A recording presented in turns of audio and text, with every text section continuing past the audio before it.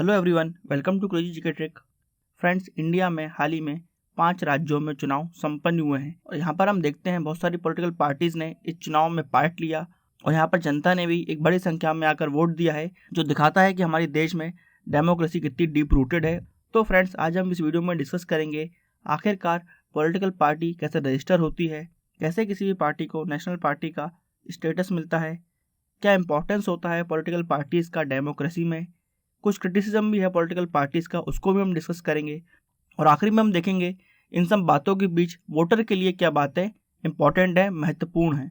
आइए सबसे पहले देखते हैं किस तरीके से इंडिया में पॉलिटिकल पार्टी को रजिस्टर किया जाता है। इंडिया में election commission of India recognise करता है पॉलिटिकल पार्टीज को। ये अधिकार उसको इंडिया का संविधान आर्टिकल 324 के तहत देता है। इसी के साथ साथ हम देखते हैं section 29A of representation of peoples act 1951 भी बताता है किस तरीके से किसी भी पार्टी को, एक पॉलिटिकल पार्टी को रजिस्टर करना चाहिए। यहाँ पर आपको सबसे पहले एक एप्लीकेशन सबमिट करनी पड़ती है इलेक्शन कमीशन के ऑफिस में जाकर, और ये प्रक्रिया आपको पार्टी के फॉर्मेशन से लगभग 30 दिन पहले कर लेनी होती है। यहाँ पर जो भी आप पार्टी का नाम रखना चाहते हैं वो नाम आपको एटलीस्ट हिंदुस्तान के 2 राष्ट्रीय अखबारों में पब्लिश करना होता है, साथ साथ 2 लोकल अखबारों में भी आपको वो नाम पब्लिश करना होता है, ताकि अगर किसी को भी कुछ ऑब्जेक्शन है, कुछ लीगल इश्यूज है इस चीज़ को लेकर, तो वो यहाँ पर 30 दिन के अंदर आकर उस चीज़ को उठा सकते हैं, ताकि आगे जाके कोई भी इशू क्रिएट ना हो। और अगर बात करें आपको एप्लीकेशन में क्या क्या बताना पड़ता है इलेक्शन कमीशन को, तो यहाँ पर आपको सबसे पहले डिमांड ड्राफ्ट भरना पड़ता है 10,000 रुपये का, और ये अमाउंट नॉन रिफंडेबल होता है, यानी कि ये पैसा आपको वापस नहीं मिलेगा। यहाँ पर जो पॉलिटिकल पार्टी रजिस्टर होना चाहती है उसको एक प्रिंटेड फॉर्म में अपनी पार्टी का रूल्स, रेगुलेशन, कॉन्स्टिट्यूशन, ये सब चीज़ें सबमिट करनी पड़ती हैं। साथ साथ उसको ये भी बताना पड़ता है कि आपकी पार्टी के अंदर किस तरीके का ऑर्गेनाइजेशन रहेगा, कौन किस लेवल पर क्या पोस्ट होल्ड करेगा, किस तरीके से आप इलेक्शन कंडक्ट कराएंगे, आपके पार्टी के प्रेसिडेंट का टर्म क्या रहेगा, कि किस तरीके से पार्टी के प्रेसिडेंट का चुनाव होगा। ये सब बातें काफ़ी डिटेल में बतानी पड़ती हैं यहाँ पर इलेक्शन कमीशन को। साथ साथ फ्रेंड्स, यहाँ पर ये बात भी इम्पॉर्टेंट है कि एटलीस्ट 100 मेंबर होने चाहिए आपकी पार्टी में, और वो सब रजिस्टर वोटर भी होने चाहिए, तभी आप पॉलिटिकल पार्टी की एप्लीकेशन सबमिट कर सकते हैं। इस एप्लीकेशन के साथ साथ जो भी पार्टी का इस वक्त लीडर होने वाला है, प्रेसिडेंट होने वाला है, उसको एक एफिडेविट साइन करना पड़ता है। साथ साथ उसको शपथ भी लेनी पड़ती है फर्स्ट क्लास मजिस्ट्रेट के सामने, या ओथ कमिश्नर के सामने, या किसी नोटरी पब्लिक ऑफिसर के सामने, जहाँ पर वो ये डिक्लेयर करते हैं कि जो भी इन्फॉर्मेशन उनके द्वारा सबमिट की गई है वो सच है to the best of their knowledge. साथ साथ फ्रेंड्स, यहाँ पर जो एटलीस्ट 100 मेंबर्स हैं उस पार्टी के, उनको एफिडेविट सबमिट करना पड़ता है इलेक्शन कमीशन को। फ्रेंड्स, यहाँ पर ये बात नोट करना चाहिए कि ये जो 100 मेंबर्स सबमिट कर रहे हैं एफिडेविट, ये किसी और पार्टी के मेंबर ना हो उस समय। फ्रेंड्स, ये पूरी एप्लीकेशन आप इलेक्शन कमीशन के सेक्रेटरी को पोस्ट कर सकते हैं, या फिर इन पर्सन में सेक्रेटरी ऑफ इलेक्शन कमीशन के पास जाकर सबमिट कर सकते हैं। तो फ्रेंड्स, ये पूरी प्रक्रिया है जिस तरीके से कोई भी पॉलिटिकल पार्टी इंडिया में रजिस्टर हो सकती है। और हाल ही में अगर हम बात करें तो इंडिया में लगभग 2000 से ज़्यादा पॉलिटिकल पार्टी रजिस्टर है। मगर फ्रेंड्स, हर पॉलिटिकल पार्टी स्टेट पार्टी या नेशनल पार्टी का स्टेटस नहीं ले पाती है। उसके लिए भी कुछ क्राइटेरिया बनाए गए हैं यहाँ पर इलेक्शन कमीशन द्वारा, जिनको समझना जरूरी है। उसके बाद ही आपको या स्टेट पार्टी का या नेशनल पार्टी का स्टेटस मिलता है। तो आइए सबसे पहले देखते हैं किस तरीके से आपको स्टेट पार्टी का स्टेटस मिल सकता है। किसी भी पार्टी को अगर स्टेट पार्टी बनना है तो उसको नीचे दिए गई 5 में से कोई भी एक कंडीशन को सेटिस्फाई करना जरूरी है। यहाँ पर पहली कंडीशन ये है कि वो पार्टी एटलीस्ट 6% वोट लेकर आए विधानसभा के चुनाव में, और साथ साथ एटलीस्ट 2 असेंबली सीट्स भी लेके आए उस चुनाव में। ये कंडीशन आम आदमी पार्टी ने गोवा में फुलफिल कर दी है, इसलिए अब आम आदमी पार्टी को गोवा में भी स्टेट पार्टी का स्टेटस मिल जाएगा। दूसरी कंडीशन होती है कि एटलीस्ट 6% वोट लेके आए आप लोकसभा के चुनाव में, और साथ साथ आपको एक सीट भी जीतनी होती है उस स्टेट में। तीसरी कंडीशन यहाँ पर यह है कि किसी भी स्टेट के विधानसभा के चुनाव में आप एटलीस्ट 3% सीट लेके आए, या फिर एटलीस्ट 3 सीटें लेके आए। इन दोनों में से जो भी नंबर हायर होता है उसको कंसिडर किया जाता है। इस पॉइंट को समझने के लिए हम मान लेते हैं कि किसी स्टेट की विधानसभा में एटलीस्ट 60 सीटें हैं, और अगर हम बात करें 3% सीटों की, तो 60 का 3% तो 3 सीटों से भी कम आएगा। तो फ्रेंड्स, ऐसी विधानसभा में उसको एटलीस्ट 3 सीटें लानी पड़ेंगी, भले वो 3 सीटें यहाँ पर 5% हैं। तो यहाँ पर ये देखा जाता है कि जो नंबर भी हाई होगा उसको कंसीडर किया जाएगा। अगर हम नेक्स्ट कंडीशन की बात करें तो यहाँ पर बोला गया है कि एटलीस्ट एक सीट लेके आए आप पर 25 सीट, यानी कि अगर उस स्टेट में 100 सीटें हैं तो आप लगभग 4 सीटें लेके आएँ लोकसभा की, तब आपको वहाँ पर स्टेट पार्टी का दर्जा मिलेगा। और यहाँ पर जो लास्ट कंडीशन है स्टेट पार्टी बनने की वो ये है कि एटलीस्ट 8% वोट आप लेके आएँ लोकसभा के चुनाव में या फिर विधानसभा के चुनाव में। अगर आप उस स्टेट में जितने भी वोट डले हैं उनमें से 8% वोट ला पाते हैं तो आपको वहाँ पर स्टेट पार्टी का दर्जा मिल जाएगा। तो फ्रेंड्स, यहाँ पर जो भी पार्टी इन पाँचों में से किसी भी एक पॉइंट को सेटिस्फाई करेगी तो उसको स्टेट पार्टी का दर्जा इलेक्शन कमीशन दे देता है। फ्रेंड्स, आइए अब हम देखते हैं कि आपको नेशनल पार्टी का दर्जा कैसे मिलता है।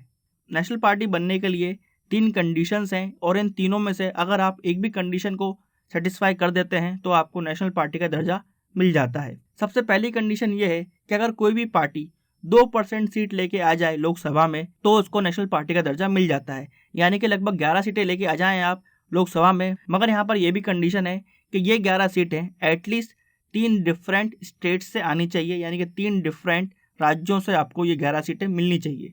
दूसरी कंडीशन यहाँ पर यह है कि एटलीस्ट आप 6% वोट लेके आएँ 4 डिफरेंट राज्यों से और स्टेट से, और साथ साथ यहाँ पर आपको एटलीस्ट 4 लोकसभा सीट जीतना भी जरूरी है। अगर आप ये कर देते हैं तो आपको नेशनल पार्टी की स्टेटस मिल जाएगी। और एक और तरीका जिससे आप नेशनल पार्टी बन सकते हैं वो ये है कि एटलीस्ट 4 स्टेटों में आप as a state party recognise हो जाएं। फ्रेंड्स, अगर हम यहाँ पर आम आदमी पार्टी का एग्जाम्पल लें तो आम आदमी पार्टी इस वक्त दिल्ली में, पंजाब में और गोवा में स्टेट पार्टी बन चुकी है। अगर उसको एक और स्टेट में स्टेट पार्टी का स्टेटस मिल जाता है तो उसको ऑटोमेटिकली नेशनल पार्टी का स्टेटस भी मिल जाएगा। फ्रेंड्स, यहाँ पर हमको ये बात भी नोट करना चाहिए कि ये पूरी नेशनल पार्टी के स्टेटस और स्टेट पार्टी के status election commission election symbols reservation and allotment order 1968 के तहत फॉलो करता है और अप्लाई करता है। और अगर हम देखें इंडिया में इस वक्त कितनी नेशनल पार्टी हैं तो हमको यहाँ पर 8 नेशनल पार्टियाँ देखने को मिलेंगी। पहली है बीजेपी, दूसरी है कांग्रेस, तीसरी है communist party of India, fourth है communist party of India Marxist, fifth है बहुजन समाज पार्टी, सिक्स्थ है all India Trinamool Congress, seventh है नेशनल कांग्रेस पार्टी एनसीपी और एट्थ है नेशनल पीपल्स पार्टी। यहाँ पर नेशनल पार्टी बनने के कुछ बेनिफिट्स होते हैं, जैसे कि आपकी पार्टी का जो सिंबल है वो रिजर्व हो जाएगा पूरे नेशन में, कोई भी दूसरा कैंडिडेट उस सिंबल को यूज नहीं कर सकता। और साथ साथ आपको 2 set of electoral rolls free of cost मिलता है। और इसी के साथ साथ आपको टीवी में, खासकर आकाशवाणी और दूरदर्शन में फ्री टाइम मिलेगा जहां पर आप अपनी पार्टी की बात रख सकते हैं जनरल इलेक्शंस में। तो फ्रेंड्स, ये तो हमने डिस्कस करा कैसे कोई भी पार्टी स्टेट पार्टी या नेशनल पार्टी बन सकती है। तो आइए अब हम देखते हैं क्या इंपॉर्टेंस है पॉलिटिकल पार्टीज का डेमोक्रेसी में।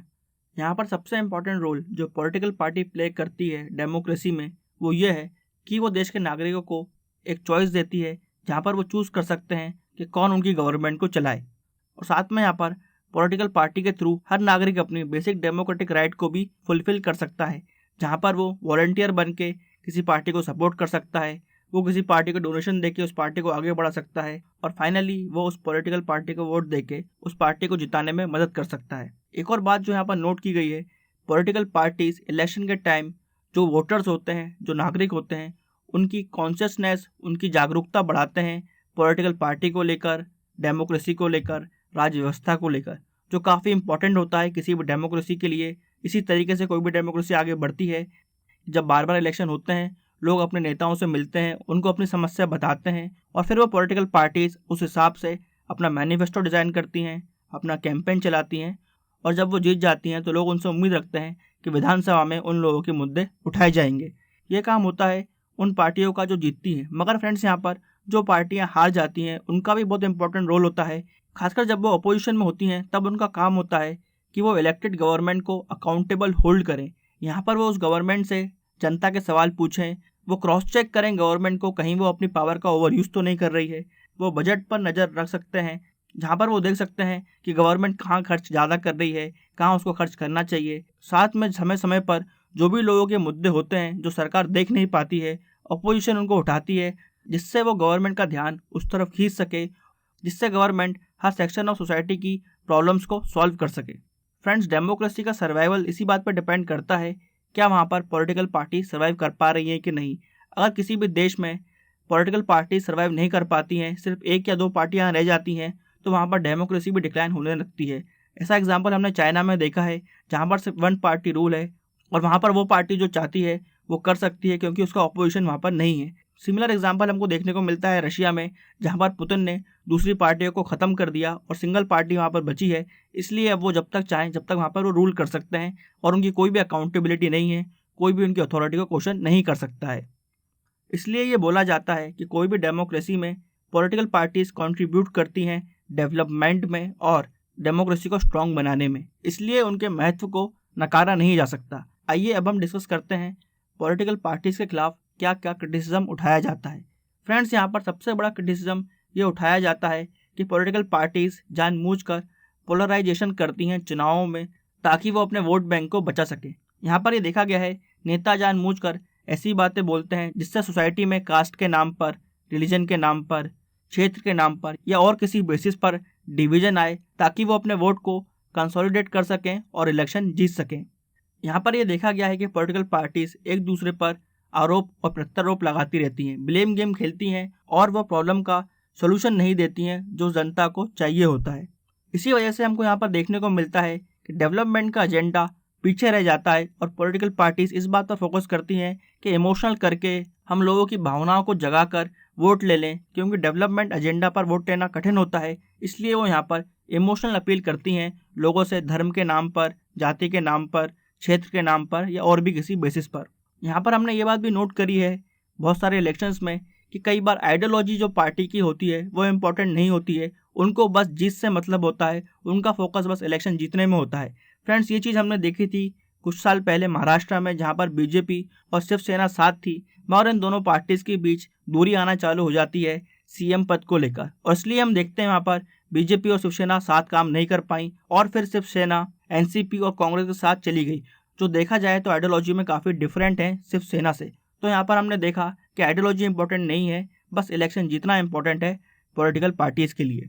एक और सबसे बड़ा ड्रॉबैक जो हमने देखा है इंडिया में पॉलिटिकल पार्टीज़ का, वो ये है कि इंटरनल डेमोक्रेसी मिसिंग है हमारी पॉलिटिकल पार्टीज़ के अंदर। यहाँ पर किस बेसिस पर कैंडिडेट को टिकट दिया जाता है, किस बेसिस पर कोई भी नेता पॉलिटिकल पार्टी का हेड बनता है, स्टेट हेड बनता है, नेशनल हेड बनता है, इन सब चीज़ों को लेकर ट्रांसपेरेंसी नहीं है। ना ही उस पॉलिटिकल पार्टी के अंदर इंटरनल वोटिंग होती है जिससे वो ट्रांसपेरेंट तरीके से अपने पार्टी के लीडर को चुने। फ्रेंड्स, ये प्रक्रिया हमको अमेरिका में देखने को मिलती है, जहाँ पर इंटरनल डेमोक्रेसी है पार्टीज़ के अंदर और वो समय समय पर इंटरनली चुनाव कराते हैं अपने कैंडिडेट्स के बीच और फिर सिलेक्ट करते हैं कि उनकी पार्टी को कौन सा कैंडिडेट सबसे अच्छे से रिप्रेजेंट कर पाएगा। तो फ्रेंड्स, ये तो कुछ आलोचनाएं थी जो समय समय पर पॉलिटिकल पार्टीज़ की होती रहती हैं। आइए फ्रेंड्स, अब हम समझते हैं इस पूरे डिबेट के बीच आखिरकार एक वोटर को क्या समझना चाहिए। यहाँ पर सबसे इम्पोर्टेंट बात किसी वोटर के लिए यही है कि वो अपने इश्यूज़ को, अपने मुद्दे को समझे और उसको लेके अवेयरनेस बढ़ाए अपने बीच और अपने आसपास के लोगों में। यहाँ पर अगर कोई भी वोटर चाहता है कि उसके क्षेत्र में डेवलपमेंट हो, तो उसको इम्पोर्टेंट है कि वो डेवलपमेंट के मुद्दे पर स्टिक रहे और अपनी पार्टी से, अपने कैंडिडेट से बार बार क्वेश्चन करे डेवलपमेंट को लेकर, और वोट देते समय वो सिर्फ एजेंडे पर फोकस रखे, ना कि इमोशन पर। यहाँ पर यह बात भी इम्पोर्टेंट है कि वोटर समझे कि उसका कैंडिडेट कौन है वो कैंडिडेट जो उसको रिप्रेजेंट करेगा विधानसभा में या लोकसभा में, क्योंकि हमने कई बार देखा है कि वोटर्स पार्टी के नाम पर वोट दे देते हैं और इस वजह से उनको पता चलता है कि जिस कैंडिडेट को उन्होंने वोट दिया है वो उनके लिए काम करने में इंटरेस्टेड नहीं है या फिर वो इतना अच्छा नेता नहीं है। ये सिनेरियो हमको बार बार देखने को मिलता है और रिसेंटली भी हमने देखा पंजाब में, जहाँ पर आम आदमी पार्टी को बहुत ज़्यादा सीटें मिली और लोगों को अपने कैंडिडेट का नाम भी नहीं पता था, उन्होंने बस आम आदमी पार्टी को ट्रस्ट करते हुए वोट डाला। ऐसी ही बात हमने 2014 में देखी थी, जहाँ पर लोगों ने बीजेपी को और मोदी जी को देखकर वोट दिया और इसके चलते ऐसे लोग भी लोकसभा तक पहुँच गए जिनको लोग ग्राउंड लेवल पर नहीं जानते थे। इसलिए यहाँ पर इम्पॉर्टेंट है कि वोटर हमेशा अपने कैंडिडेट से सवाल करे, उससे पूछे कि क्या वो हमारे इश्यूज़ को रेस करेगा, और वो रेस करेगा तो किस तरीके से रेस करेगा, क्या सोल्यूशन देगा, क्या समाधान देगा उनकी समस्या का। ये कन्वर्सेशन जब तक कैंडिडेट और वोटर के बीच में नहीं होगी तब तक डेमोक्रेसी अच्छे से काम नहीं कर पाएगी। क्योंकि फ्रेंड्स, यहाँ पर हमको ये बात याद रखनी चाहिए कि democracy is a government of the people, by the people, for the people. ये बात अब्राहम लिंकन ने कही थी, जहाँ पर उनका कहना था कि जो सिटीजन हैं, वोटर हैं, लोग हैं, वो सेंटर में होते हैं डेमोक्रेसी के। अगर वो अच्छे से काम करेंगे तो गवर्नमेंट को अच्छे से काम करना ही पड़ेगा, क्योंकि ये जो गवर्नमेंट है वो लोगों की होती है, लोगों के द्वारा बनती है और लोगों के लिए ही बनती है। तो फ्रेंड्स ये सब बातें ध्यान रखनी चाहिए हमको जब भी हम वोट दें। फ्रेंड्स इस वीडियो में हमने पॉलिटिकल पार्टीज़ को अच्छे से डिस्कस किया है। आई होप आपको ये वीडियो इन्फॉर्मेटिव लगा होगा। ऐसे ही वीडियो देखने के लिए इस वीडियो को लाइक करें, शेयर करें और हमारे चैनल को सब्सक्राइब करें। Till then, bye bye and take care.